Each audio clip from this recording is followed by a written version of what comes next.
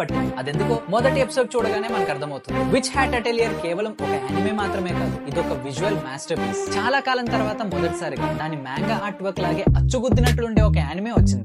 Studio Ghibli మరియు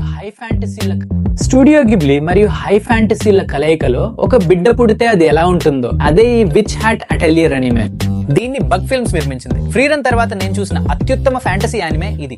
ఒక విభిన్నమైన ప్రపంచం. ఇక్కడ మ్యాజిక్ అంటే కేకలు వేయడం కాదు, చాలా ఖచ్చితత్వంతో ఒక కళలాగా సృష్టించబడుతుంది. ఒక కళారూపానికి ప్రాణం వచ్చినట్లు అనిపిస్తుంది. ఇందులోని ప్రతి ఫ్రేమ్ చేత్తో గీసినట్లు ఉంటుంది. అంటే మీరు ఇందులోని ప్రతి ఫ్రేమ్ ని స్క్రీన్ షాట్ తీసి ప్రింట్ చేసి మీ గోడలకు తగిలించుకోవచ్చు. ఇంత అందంగా ఉంటాయి. ఇవి మీ కళ్ళకు ఒక రకమైన కనువిందు చేస్తాయి.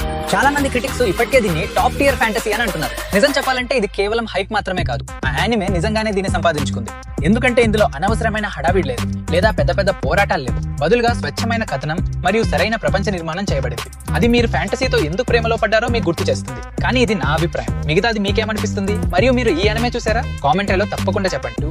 అనిమే, పాప్ కల్చర్ మరియు గేమింగ్ కంటెంట్ చూడడానికి మరియు దాని అప్డేట్లను పొందడానికి వెంటనే ఫాలో అవ్వండి.